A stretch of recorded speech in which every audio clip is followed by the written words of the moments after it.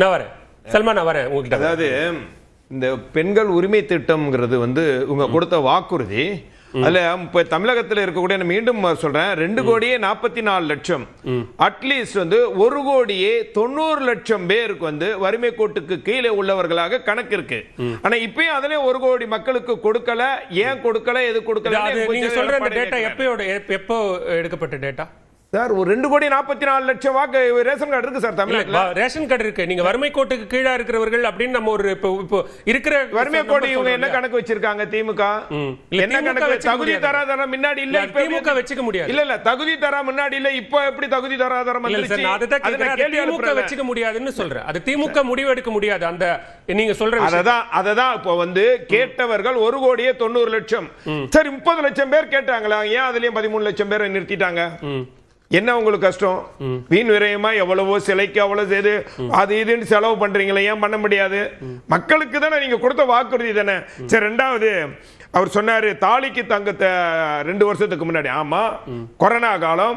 அந்த கொரோனா காலத்துல டாஸ்மாக் வருமானம் இல்ல, ஜிஎஸ்டி வருமானம் இல்ல, பத்திரப்பதிவு வருமானம் இல்ல, எந்த வருமானமும் இல்லாம கூட அரசு ஊழியர்களுக்கு முழு சம்பளத்தையும் ஏதாவது ஏழைகளுக்கான உணவுப் பொருட்கள், ரேஷன் பொருட்கள் எல்லாம் இலவசமா கொடுத்த அரசு அம்மாவினுடைய அரசாங்கம் சார். அண்ணன் எடப்பாடி கொடுத்தாரு. இன்றைக்கு இந்த ஒரு 1000 ரூபாய் திட்டத்தை கொண்டு வந்தாரு. இன்னைக்கு ஸ்டாலின் இங்க ஒரு பக்கம் கொடுக்காரு, பக்கத்திலேயே கொஞ்சம் தூரத்துல 2 கிலோமீட்டர்ல பெண் தூய்மை பணியாளர்கள் இன்னைக்கு தூக்கி வீசப்படுறாங்க. இன்னைக்கு அவங்க உரிமைக்காக போராடவங்களுக்கு இன்னைக்கு தூக்கி வீசப்பட்டாங்க. தனித்தனி பிரச்சனை. நீங்க அந்த பிரச்சனைகளை நான் பேச வேண்டாம்னே சொல்லல, நீங்க தாராளமா பேசுங்க. ஆனா பிரச்சனை எல்லாம் வேற வேற. நம்ம இன்டர்லிங்க் பண்றதன் மூலமா பெண் உரிமை அவங்களுக்கு உரிமை இல்லையா சார்? அவங்களுக்கு உரிமை இல்லையா? இல்ல, உரிமை தான். நீங்க அதுதான் நான் சொல்றேன். நான் உங்களை பேச வேண்டாம்னே சொல்லல திரு அவர்களே, நீங்க தாராளமா பேசுங்க. ஆனா ஒரு முக்கியமான பிரதானமான பிரச்சனையோட இன்னொரு பல பிரச்சனைகளை நீங்க சேர்த்து எல்லாமே தமிழ்நாடு தேர்தல் காலத்துக்காக இந்த விஷயத்தை தேர்தலுக்காக இப்ப கடைசியா 4 மாசம் தான் இருக்கு இந்த ஆட்சி. அதுக்காண்டி ஒண்ணு முடிச்சிடறேன். மிக்சி கிரைண்டர் அதெல்லாம் வேலை செய்யலனாங்க. ஆடு மாடு கோழி திட்டம் தெரியுமா? கிராமப்புற பொருளாதார வளர்ச்சியை இன்றைக்கு மிகப்பெரிய கொண்டு போன திட்டம் அதெல்லாம் இல்லங்கிறாங்க. ஒண்ணு சகோதரி பேசும்போது, அதாவது வந்து அடிமை, அமித்ஷா அடிமை, திமுக போல நாங்க கொத்தடிமைகள் இல்ல. பொங்கல் பரிசு நான் எப்படி வேணாம்னு சொன்னனோ அதே மாதிரி தான் உங்களுக்கு. சரி, ஓகே, விட்டுருவோம். பொங்கல் பரிசு 2,500 ரூபாய் கொடுக்கும்போது இவங்க என்ன சொன்னாங்க? 5,000 கொடுக்க சொன்னாங்க. ஆனா கடந்த 4 வருஷமா பொங்கல் பரிசையே கொடுக்கல. இன்னொன்னு டாஸ்மார்க்ல கனிமொழி என்ன சொன்னாங்க? விதவைகள் அதிகமா இருக்கக்கூடிய மாநிலம் தமிழ்நாடு. இப்ப விதவைகள் தான் குறைஞ்சிட்டாங்களா? எனக்கு கேட்கிறேன். விதவைகள் சகோதரி சொல்லணும், விதவைகள்லாம் குறைஞ்சிட்டாங்களா? அப்ப மட்டும் விதவைகள் இருந்தாங்களா? இப்ப டாஸ்மாக்ல 50,000 கோடி டார்கெட் வச்சு வியாபாரம் பண்றீங்க. தூத்துக்குடி பொள்ளாச்சி காலத்துல டாஸ்மாக் இல்லையா? அதிமுக ஆட்சி காலத்துல டாஸ்மாக் இருந்த சார். நாங்கள் படிப்படியா குறைச்சோம். உங்களுடைய வாக்குறுதி என்ன? நாங்கள் வருடத்துக்கு நாங்க குறைச்சிருவோம் தானே, முழுமையா குறைச்சிருவோம் தானே சொன்னீங்க. ஆனா இன்னைக்கு என்ன இருக்குது? பொள்ளாச்சி தூத்துக்குடி சம்பந்தம் சொன்னீங்க. பொள்ளாச்சியிலும் தூத்துக்குடி நாங்கள் சிபிஐ விசாரணைக்கு உத்தரவிட்டோம். ஆனா அந்த விசாரணை கமிஷன் ஆணையம் கொடுத்த அந்த பரிந்துரை கூட நீங்க நிறைவேற்றல. அவர் யார் அவர் குற்றம் சாட்டினாங்களோ, இன்றைக்கு அந்த எஸ்பி பாண்டியன் என்பவர் கொளத்தூர்ல வந்து ஏசியா இருக்கிறாரு. இன்னொருத்தவர் அவர் வந்து இன்னும் என்ன நடவடிக்கை அவருக்கு வந்து ப்ரொமோஷன் கொடுத்து அபயா அவருக்கு கொடுத்துருக்கேன். கடைசியா சொல்லிடுறேன் சார். வாச்சாத்திக்காண்டி நம்ம சகோதரர் சொன்னாரு. நான் சொன்னேன், 1 ரூபாய் கூலிக்காக தாமிரபரணில ஆத்துல ஓட விட்டு 19 பேர் சுட்டு கொண்டதெல்லாம் சகோதரர் பேச மாட்டேங்கிறார். வாச்சாத்தி சம்பவம் அது அன்றைக்கு காவல்துறை ஏற்பட்டது. அதற்காக அந்த அம்மாவனுடைய அரசு அவர்களுக்கு நிவாரணம் வழங்கினாங்க. இது எல்லாம் மறைஞ்சிட்டு அவர்கள் பாதிக்கப்பட்டவர்களுக்கு நிவாரணம் கொடுக்கப்பட்டது. என்ன நிவாரணம்? என்ன சார்? இல்ல, பாதிக்கப்பட்டவர்களுக்கு என்ன நிவாரணம் கொடுக்கப்பட்டதுன்னு கேக்குறேன். என்ன நிவாரணம்? பண நிவாரணம் தான். எவ்வளவு? அது எனக்கு தெரியல. நிவாரணம் கொடுக்கப்பட்டது. உங்க அம்மா ஒண்ணும் கொடுக்கல. உச்ச நீதிமன்றம் தீர்ப்பு சொன்ன பிறகு அத கொடுத்தாங்க. அதையும் யார் சார் கொடுத்தது? நாங்க கொடுத்த. இப்ப இந்த 1000 ரூபாய் யார் கொடுத்தது?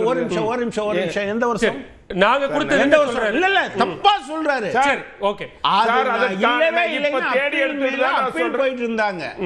நிவாரணம் நான் என்ன சொன்னேன்? இப்ப திமுக அரசாங்கத்துல இந்த சாம்சங் தொழிலாளர்களுக்கு இந்த அரசாங்கம் என்ன அவங்களுக்கு தொழிற்சங்க கூட எல்லாம் வெவ்வேறு பிரச்சனை, வெவ்வேறு தன்மையுடைய பிரச்சனை பேசுறாரு.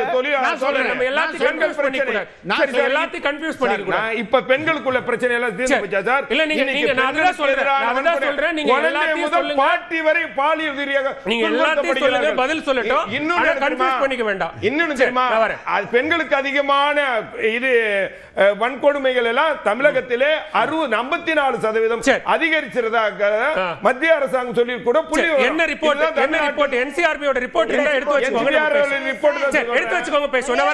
வர ஒவ்வொருத்தரா பேசுவோம். சார் சொன்னது ஒரே ஒரு விஷயம், அரிசி கோதுமைக்கு ஜிஎஸ்டி போடுறாங்கன்னு ரொம்ப வருத்தப்பட்டாரு. தமிழ்நாடு அரசும் தான் அந்த ஜிஎஸ்டி கவுன்சில்ல இருக்கு, என்ன செஞ்சுக்கிட்டு இருக்கு அங்க சொல்லி அதை நீக்க வேண்டியதானே. அதே நேரம் பெட்ரோலுக்கு 5 ரூபாய் குறைக்கிறேன்னு சொன்னது 5 வருஷம் ஆயி போச்சு, இன்னும் குறைக்கல. தமிழ்நாடு அரசு கேட்டா ஜிஎஸ்டி கவுன்சில்ல அந்த வரி நீக்கிடுவாங்க. நீக்கலாம், பின்ன மாத்த வைக்கிறாங்கல்ல. நாங்க டெல்லியில போய் பேசுறோம், நாங்க டெல்லியில போய் பேசிதான் முன்னுதாரணமா இருக்குறாங்கல்ல. அது மாதிரி போய் பேச வேண்டிய அரசு மத்திய அரசோட இணக்கமா இருந்து இதெல்லாம் வாங்குறதுல அரசுக்கு, மாநில அரசுக்கு என்ன பிரச்சனைன்னு கேக்குறாங்க விஜயதான். இல்ல ஒரே ஒரு இன்ஸ்ட்ரக்ஷன் இவங்க சொன்னாங்க, டெல்லியில போய் ஏன் இவங்க வந்து இருக்காங்கல்ல ஜிஎஸ்டியில் இவங்களும் தானே மெம்பரா இருக்காங்க, இவங்க ஏன் இதை சாதிக்கிறேன்னு கேட்டாங்க.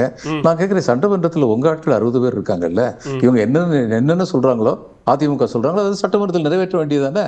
எல்லாருக்குமே தெரியுமே மெஜாரிட்டி யாருக்கு இருக்கோ அவங்க தான் தங்களுடைய they will have their say.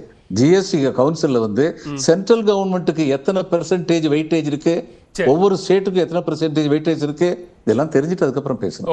அதாவது ஸ்டேட்ஸ் தான் கோரிக்கை வைக்கணும், ஸ்டேட்ஸ் தான் அங்க இல்ல ஐயோ பாவம் என்ன பண்றது, உங்க கையில அதிகாரம் இருக்கு, நான் எதுவும் செய்ய மாட்டேன். திமுக கேட்டா தான் கொடுப்பாங்க, அப்படித்தானே? அதிமுக கேட்காது, திமுக கேட்கணும், ரைட், அப்படி வச்சுப்போம். அடுத்து 10,000 கொடுத்ததை 1000 ரூபா கொடுக்கறத ரெவடி கல்ச்சர்னு எவரோ ஒருத்தர் கிண்டல் பண்ணிட்டு இருந்தாரு. அவரு காணாம், கொஞ்ச நாளா அந்த வார்த்தையை காணாம். யார் பேசுனது? டபுள் என்ஜின் சர்க்கார், மணிப்பூர் என்ன ஆச்சுன்னு அவர் சொன்னார். ஓகே, அது ஒரு பக்கம் போகட்டும். அவங்க சொல்ற நிதியமைச்சர் கோயம்புத்தூர்ல வந்து சொன்னாங்க, கோயம்புத்தூருக்கு நாங்கள் 32 லட்சம் பேருக்கு முந்திரா லோன் கொடுத்துருக்கோம். இப்படி நிறைய அடிச்சு விடுவாங்க. உடனே அவர் கேட்டார், 34 லட்சம் பேர் தான் மொத்தமே எங்கள் மக்கள் தொகை, 32 லட்சம் பேருக்கு எங்கே கொடுத்தீங்க அப்படின்னு. I will double check and come back to யூன்னு சொன்னாங்க. ஆனால் பட்ஜெட்டில் பேசும்போது அவங்க ட்விட்டர் ஹேண்டிலில் போய் பாருங்க, அதையே போட்டு வச்சுருப்பாங்க. அது ஒரு பக்கத்தில் இருக்கட்டும். இந்த கேஸ் மானியம் உங்களுக்கு வருதா? நீங்கள் விட்டு கொடுத்தீங்களா சார்? நான் விட்டு கொடுக்கல சார், எனக்கு வரல சார். எனக்கும் வரல, உங்களுக்கும் வரல. யாருக்காவது வருதான்னு நீங்க கேளுங்க. தமிழ்நாட்டில் இருக்க மக்களுக்கு நாங்க மானியத்தை தேவையானவர்களுக்கு கொடுப்போம். இன்டர்நேஷனல் மார்க்கெட்ல இவ்வளவு குறைஞ்ச பிறகும் கொடுக்காம ஏமாத்துறது யார் சார்? அது நேர டைரக்ட் கேஷ் டிரான்ஸ்ஃபர்ல போய் சேர்ந்துரும் அப்படின்னு சொல்லிட்டு ஏதாவது நடக்குதா? ஏமாற்றா இல்லையா? பெட்ரோல் விலையை குறைக்கன்னு சொல்லிட்டு குறைக்காம விட்டது உண்மையா இல்லையா? சரிங்க, இந்த தமிழ்நாடு அரசாங்கம் ரொம்ப மோசமான அரசாங்கம்னே வச்சுப்போம். இவங்களுக்கு ஒழுங்கா திட்டம் அனுப்ப தெரியல, ஒண்ணுமே அனுப்ப தெரியல. எய்ம்ஸ் டிபிஆர் அனுப்பிட்டீங்க. அதான் அவங்களுக்கு ஒண்ணுமே தெரியாது பாத்துக்குங்க. ஏன்னா அவங்க நேத்தா ஆட்சி பொறுப்புக்கு வந்திருக்காங்க, அதனால ஒண்ணும் தெரியாது. இந்த எய்ம்ஸ் நீங்க பெரிய கில்லாடி தானே. எய்ம்ஸ் இந்த 5 வருஷத்துல நீங்க என்ன பண்ணீங்க? நில அர்ஜித பிரச்சனையை முடிச்சு கொடுக்கணும் தமிழ்நாடு அரசு. நிலனால நின்னுகிட்டு இருக்கு, ஃபண்ட் அலாட் ஆயிடுச்சு, பிளான் அலாட் ஆயிடுச்சு, வர்க் ஸ்டார்ட் ஆயிடுச்சு.